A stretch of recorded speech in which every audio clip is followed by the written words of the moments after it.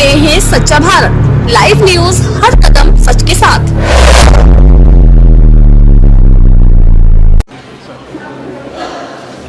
माननीय सभापति महोदय जी, मैं सर्वप्रथम तो आपका धन्यवाद करता हूं कि आपने मुझे रेलवे संशोधन विधेयक 2024 पे अपनी बात रखने का मौका दिया। रेलवे संशोधन विधेयक 2024 पर मैं अपनी गहरी चिंता व्यक्त करता हूं। यह विधेयक भले ही रेलवे के शासन ढांचे को सुव्यवस्थित करने का लक्ष्य रखता हो, लेकिन ये हमारे रेलवे सिस्टम की मूलभूत ताकत को कमजोर कर सकता है।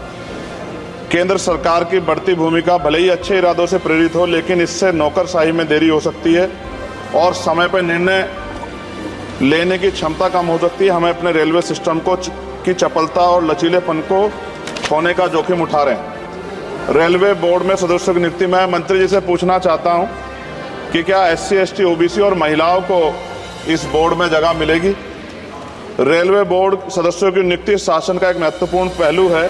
यह आवश्यक है कि नियुक्तियां योग्यता और विशेषज्ञता के आधार पर हो, न कि राजनीतिक विचारधाराओं के आधार पर। इस मोर्चे पर कोई भी समझौता निर्णय लेने की गुणवत्ता और भारतीय रेलवे के समग्र प्रदर्शन में गिरावट का कारण बन सकता है। जनता की जरूरतें सर्वोपरि है, इसलिए हमारे लिए आम आदमी की जरूरतें सर्वोपरि हैं। रेलवे सुलभ, किफायती और विश्वसनीय होना चाहिए।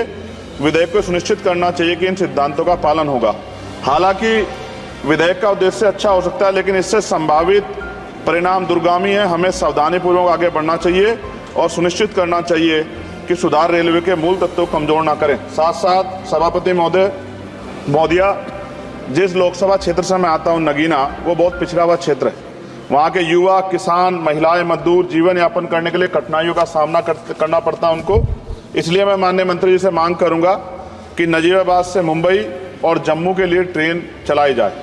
साथ साथ नजीबाबाद स्टेशन गढ़वाल का प्रवेश द्वार है। मैं आपसे आग्रह करूंगा कि वहाँ जल भराव की समस्या होती है स्टेशन पर, उसकी देखरेख की जाए।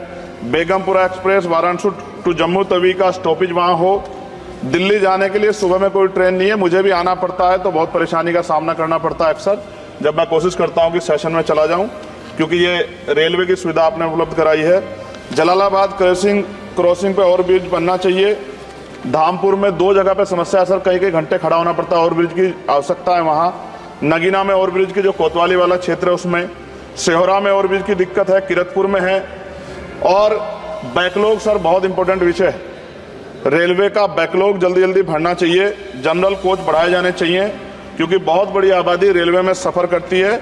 बहुत लोगों की जान दुर्घटना में जा रही है। हमने कई एक्सीडेंट जो है देखे हैं, और एक कर्मचारी की जान के जिस तरह दबके, ये भी एक बहुत बड़ी समस्या थी। जनता में गुस्सा पैदा हुआ, इसकी रोकथाम की जाए। गरीब यात्रा करने के लिए जाता है, अंतिम यात्रा ना हो जाए, इस बात का हमें ध्यान रखना पड़ेगा। साथ साथ इसका मुझे एक मुख्य कारण ये दिखाई देता है कि लोको पायलट को रात और दिन में ड्यूटी करनी पड़ती है। मैं खत्म कर रहा हूं। रात की ड्यूटी कठिन है, उसके बाद पर्याप्त आराम चाहिए।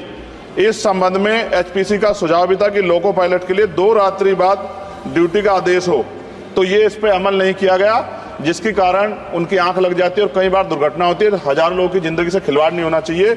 कोरोना काल में बंद गई ट्रेन पुनः चालू की जाए, और SC, ST, OBC के बच्चों को जो पहले पास मिलते थे, जब कई कंपटीशन की तैयारी के लिए वो पेपर देने जाते थे, मिलते तो बंद कर दिए। सरकार कहती है हम दलित पिछड़ों के हितैषी हैं, लेकिन जब सरकार उनके बच्चों के आगे तरक्की के रास्ते बंद कर दी तो कैसे चलेगा? और जिस तरह लगातार निजीकरण हो रहा है, इस निजीकरण से सरकारी नौकरी खत्म हो जाएगी रेलवे में, तो ये दलित पिछड़ों के बच्चे कहाँ जाके बैठे, कौन सी कुर्सी बैठे? आज भी देश में सामाजिक गैर बराबरी है। तो मैं इसलिए मंत्री से मांग करता हूँ कि आपने नजीबाबाद में वंदे भारत का स्टॉपेज दिया, इसके लिए मैं आपका धन्यवाद करता हूँ। लेकिन ये भी, इसके अलावा हमने कई मांग उठाई थी, लेकिन उन पर कोई कार्रवाई नहीं हुई। तो मंत्री जी, पार्टी से अलग हटके आप सोचे कि उस क्षेत्र का भी तरक्की होनी चाहिए, ये भी आपके अधिकार क्षेत्र का मामला है।